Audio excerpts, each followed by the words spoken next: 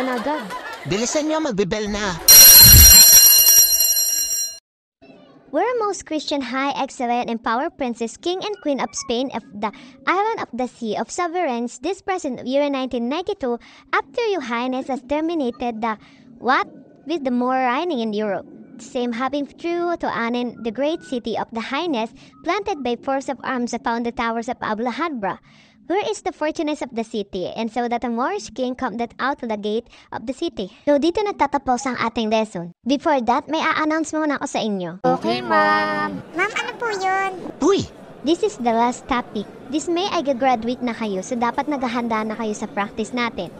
Sa mga susunod na araw, wala na tayong mga lesson. Practice lang tayo.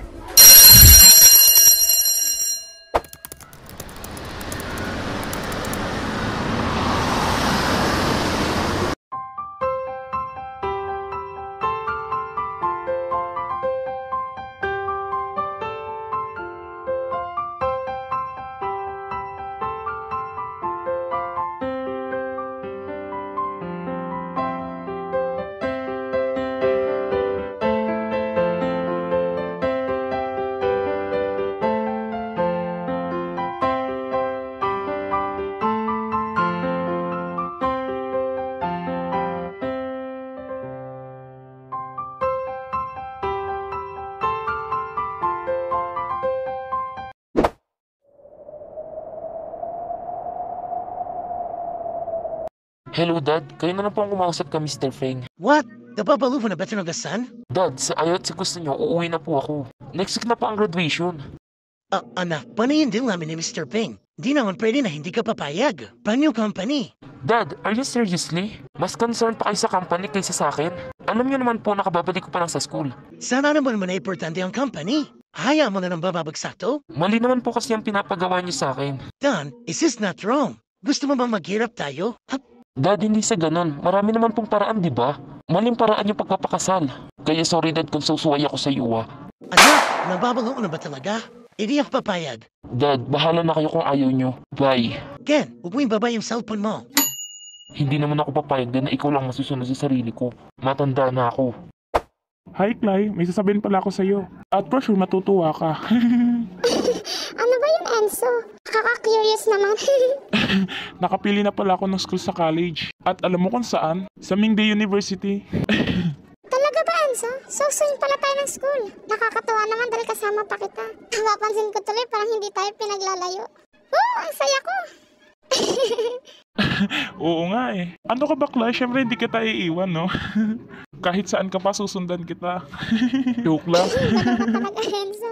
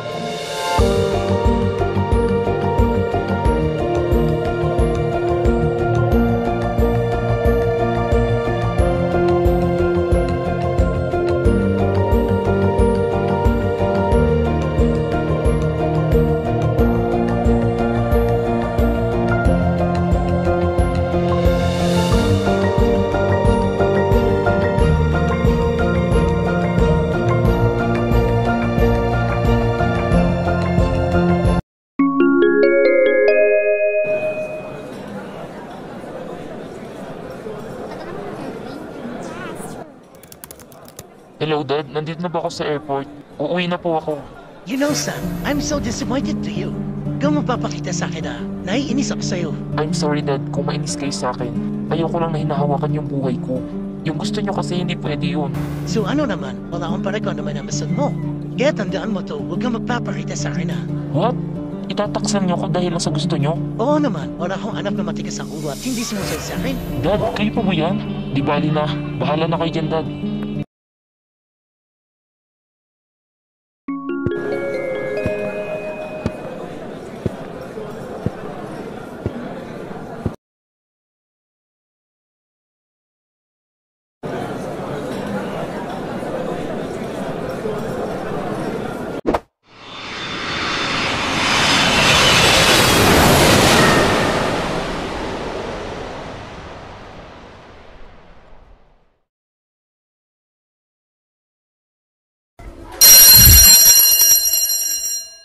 Abi, ang bilis na to, no? Oo nga graduate na tayo. Magsipasok na kayo. Si Ken? Good morning, ma'am. Good morning, classmate. I'm sorry I'm late. It's okay, Ken. Naintindihan kita. Ano pong galing ang biyahe? Tumigil ka nga dyan. Buti naman bumalik na si Ken.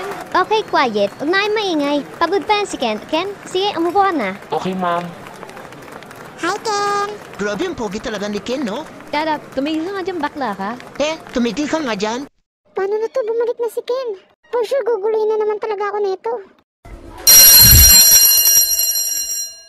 Hi, Ken! Welcome back! Salamat, Ina, ha? Ikaw, kumusta ka naman? Matagal din kitang hindi nakita. Ako, ayos lang naman ako pero nung wala ka, nangungulila ako. Siyempre, biro lang.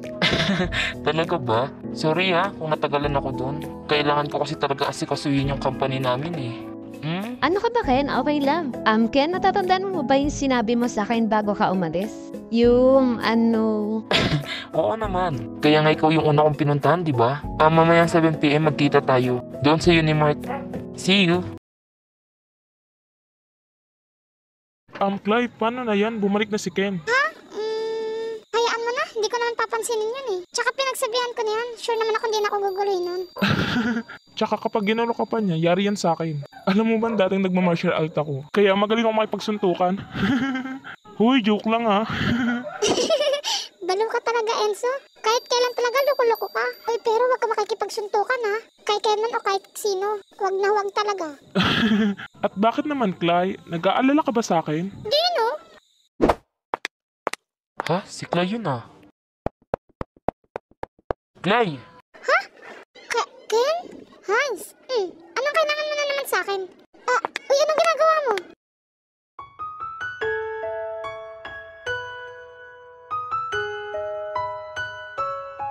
Ano bang ginagawa mo? Pwede bang ganito muna tayo saglit lang? Alam mo bang miss na kita?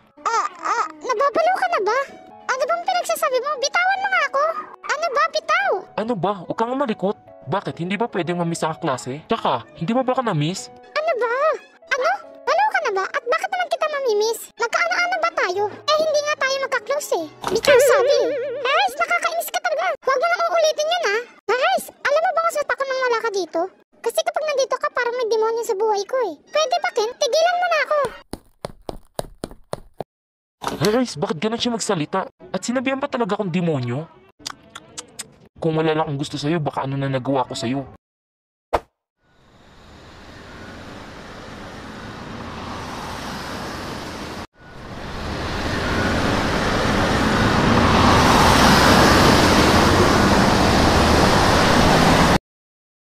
Hi, Ken! Natagalan ka ata. Saan ka galing? Sorry Ina kung natagalan ako ha. Medyo traffic kasi. Ayos lang naman, Ken. Ang kulit mo talaga. Tara na nga.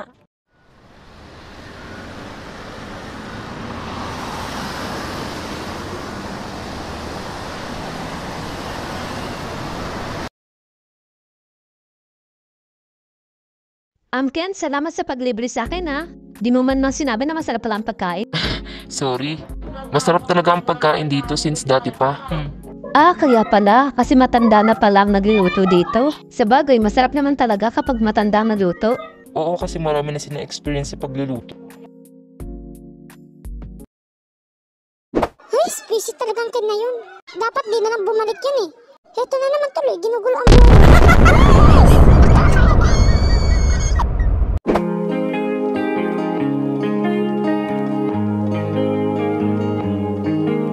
I've always been